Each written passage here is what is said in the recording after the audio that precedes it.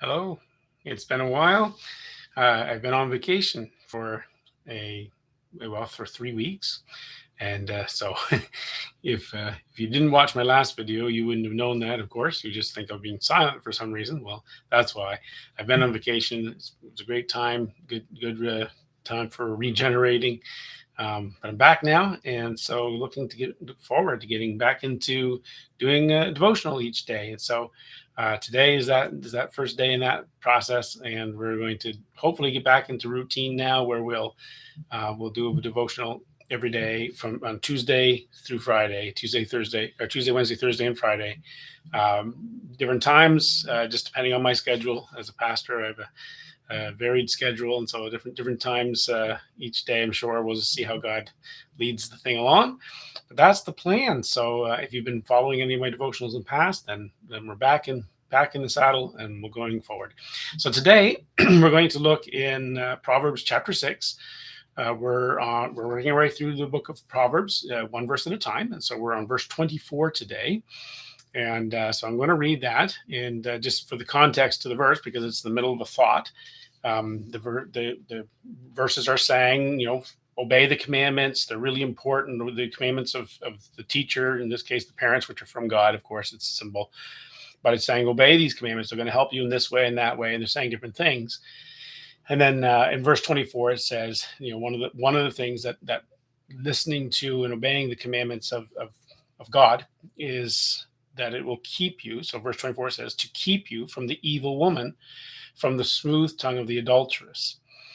Now, it's making reference to it's using a very particular image here, an adulteress, someone who's trying to tempt you into an affair or tempt you into something, but it's being used as a symbol for the idea of the temptation itself. And so it's obviously a very powerful temptation. The temptations people have to sexual sin can be a very strong temptation. And so it's using that imagery to help us understand the dangers of the temptations that we face in the world. It's like that. Like all temptations are kind of like that. It's a seduction. And that's what it's referring to here. And so today, I just want to, just as part of the devotional today, I just want to kind of focus on this idea of how temptation works and what you do to combat it. The way temptation generally works is it doesn't present you with all of the bad things that can happen or will happen as a result of some course of action, but rather simply all the good things that you think will happen. And so it's almost like a big sales pitch of sort. It works like a seduction. And the whole thing is, think of how great this will be. That's the ideas that start to go through your head. Think of how great this will be. This will be really wonderful in some way or another. And it tries to tempt you along. And it's that smooth tongue of only the good. Only there's no bumps or nothing bad that you're going to see in this.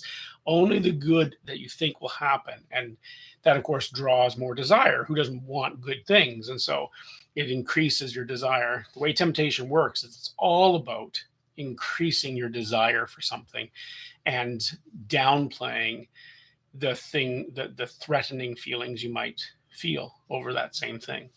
And so that's how it works. And of course, we do it to ourselves. Other humans do it to each other.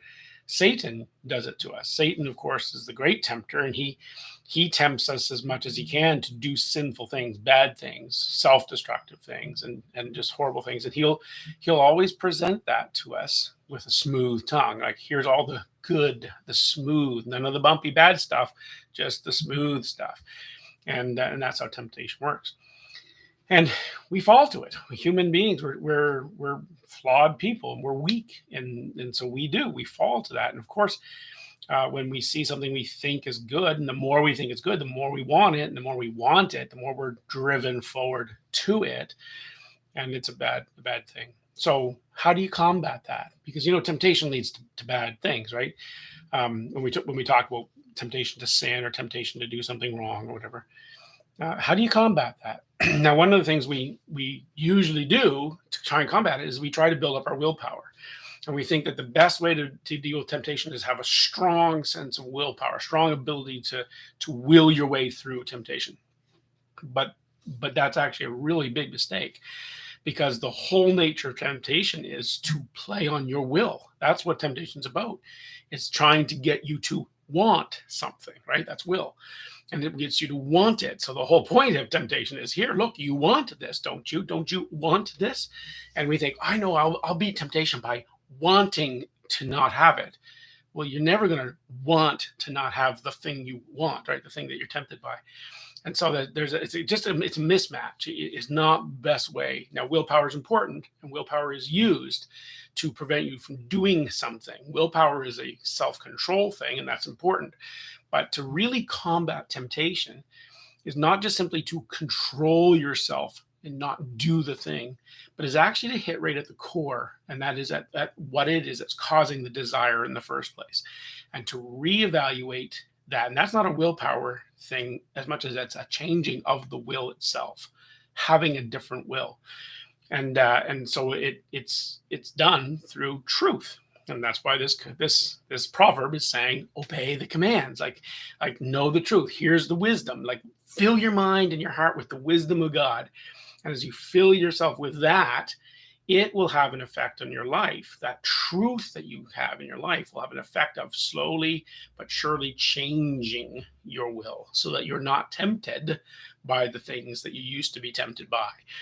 And you learn how to turn off the temptation when it arises, because you have a greater will for something else, or you have a different will, a changing of the will. And that happens through truth.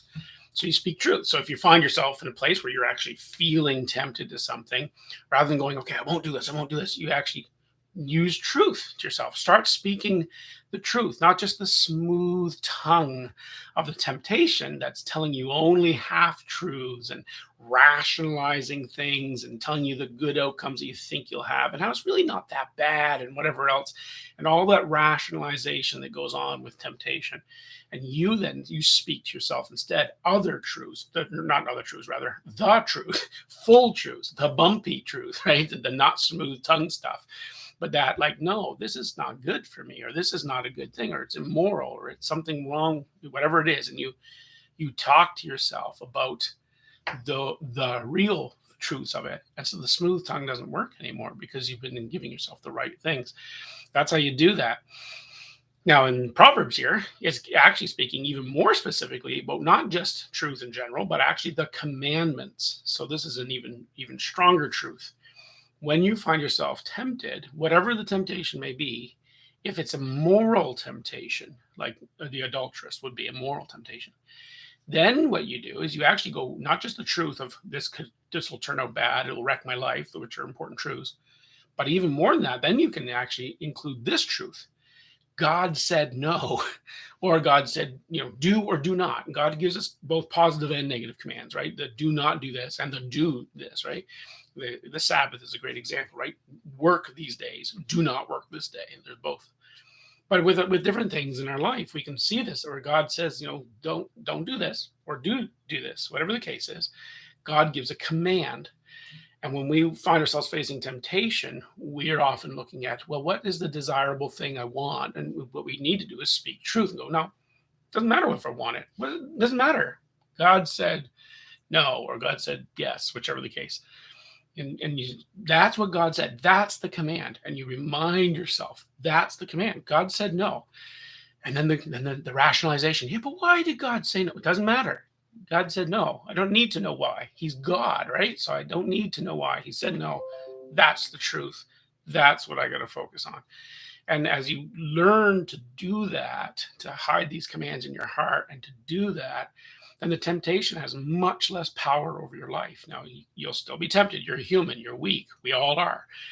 But it'll have much less power, and you'll have a greater reserve within you to fight that battle.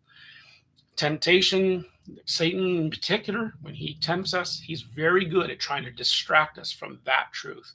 And it's evident in the very first story. If you ever read Genesis chapter 3, you could do that as a devotion this week. Just read Genesis chapter 3 and just see how Satan uses the smooth tongue to try and distract Adam and Eve from the command that God had given them, right? And he says things like, oh, God didn't do this, or God isn't really saying that, or no, this is what it will really be. And it's all the smooth half-truths or outright lies. And what they needed to do was remind themselves, they said it, but they need to remind themselves, God said no.